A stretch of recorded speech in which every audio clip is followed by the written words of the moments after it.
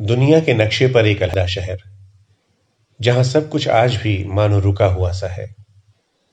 सब चल रहे हैं, लेकिन कहीं पहुंचने की जल्दी किसी को नहीं। खुद में ही खोए बस मानो बहे जा रहे हों। हनुमान जी जैसे कर्मठी व्यक्ति भी शहर में आकर लेटे हनुमान हो गए। कभी कभी मैं सोचता हूं कि कहीं हनुमान जी ने किसी विद्यार्थी के कमरे पर दाल भात चोखा तो नहीं ना खा लिया था, जो अलसिया के सो गए। माया है भैया इस शहर की।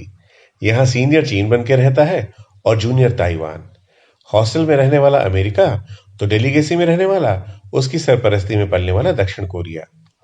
यहां रहकर आप कुछ सीख पाए या ना सीख पाए, डीलिंग बाजी और शानदार खाना बनाना जरूर सीख जाएंगे। और फेमिनिज्म के लिहाज से ये एक प्रगतिशील कदम है। दुनिया के किसी भी शहर में रहने वाला व्यक्ति अपने शहर और अपने विश्वविद्यालय को इतना याद नहीं करता होगा जितना कि इस शहर के लोग। और हां, अगर जान जाने का डर ना रहे तो वो अपनी छाती फाड़ के दिखा दें कि ये शहर उनके दिल में कितना बसा हुआ है। और आखिर हो भी क्यों ना, ये शहर उनके लिए केवल शहर नहीं है, बल्कि उनके जीवन का वो बेहतरीन वक्त है जिसमें उन्होंने खुद को निर्मित किया है, परिमार्जित किया है। यहां उन्हें वो लोग मिले हैं जिनके साथ उसने जिंदगी ना मिलेगी दोबारा देखकर स्पेन जाने और वहां हवाई जहाज से कूदने का वादा किया है। बुद्ध और महावीर स्वामी के स्तर तक जाकर जीवन को समझा है इसी शहर में। अपनों से दूर गैरों को अपना बनाकर जीने की कला पाई है इसी शहर से। ये शहर अपने आप में एक साथ इतनी समृद्ध धार्मिक, सांस्कृतिक, राजनीतिक, ऐतिहासिक विरासत को समेटता है जिसे शब्दों में नहीं बयान किया जा सकता। पूरी दुनिया के सबसे बड़े धार्मिक जमावड़े अर्थात महाकुंभ को समेटते हुए शहर एक अलग ही रंग दिखाता है। एक तरफ जहां पूरे भारत में गंगा मेरी जमुना तेरी का दावा चल रहा हो, वहां इस शहर में गंगा और जमुना के संगम से निकलकर एक साझी संस्कृति मुस्कुराती है। इसी शहर से अंग्रेजों ने भारत के सिरमौर बनने की शुरुआत की, तो इसी शहर में आजाद था, आजाद हूं, आजाद ही रहूंगा का उद्घोष हुआ।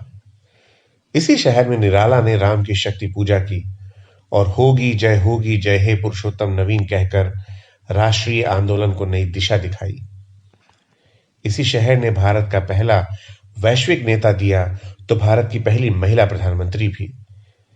इस शहर में फिराक के शेर गूंजे तो इसी शहर की छांव में छायावाद पला बढ़ा। इसी शहर की मधुशाला में मंदिर मस्जिद से परे हिंदू मुसलमान का मेल हुआ, तो इसी शहर में विश्वविद्यालय के किनारे किनारे चंदर और सुधा टहले थे। छात्र राजनीति का पाठ भी इसी शहर ने पहली बार देश को पढ़ाया।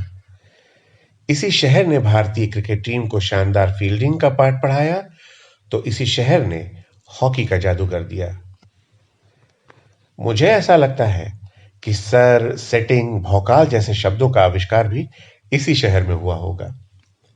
यहां की सुबह बिल्कुल ताजगी भरी है, जिसमें दही जलेबी का स्वाद घुला हुआ है। दोपहर बिल्कुल फ्राई दाल भात चोखा लपेटे अलसाई सी है। और शाम शाम रंगीनियत लिए हाथों में समसामयिकी थामे उत्साह से भरी हुई चाय में उबल रही चाय पत्ती की तरह है। करजन पुल हो या नैनी ब्रिज अथवा अल्फ्रेड पार्क, हवा में वो रवानी है जो पूरी रात न सोने की थकान को भी चुटकी में खत्म कर देती है। यहां की हवा में बौद्धिकता का आलम यह है कि यूनिवर्सिटी रोड पर किताब बेचने वाला भी 2 साल से मेडिकल की तैयारी करने वाले से ज्यादा किताबों के लेखकों का नाम जानता है। यूनियन हॉल से कल्लू कचौड़ी होते हुए नेत्राम की दुकान तक और वहां से लक्ष्मी चौराहे तक जो भीड़ में केवल कपार ही कपार दिख रहा है ना जनाब, उसे बस कपार समझने की गलती कभी मत करिएगा। क्योंकि इन्हीं साधारण से दिखने वाले बचे खुचे बालों को लिए कपार वालों में से देश की प्रगति के लिए आर्थिक सामाजिक नीतियों के निर्माण करता प्रशासक निकलेंगे। तेलियरगंज, गोविंदपुर, सलूरी, बघाड़ा, अल्लापुर, सोहबतियाबाग की भीड़ को कभी भी केवल जनसंख्या में वृद्धि करने वाली भीड़ समझने की गलती मत करिएगा। ये पकौड़ा तलने के लिए नहीं पैदा हुए हैं, वरन ये वो लोग हैं जिनके कंधे पर भारत अपनी स्वर्णिम यात्रा तय करेगा। ये मेरा शहर है, गुनाहों के देवता का शहर। उस तोड़ती पत्थर वाली का शहर है, मधुशाला का शहर है, नीरजा और दीपशिखा का शहर है। गंगा जमुना के संगम का शहर है, ये मेरा इलाहाबाद है। आलेख, चंद्रकांत पांडे।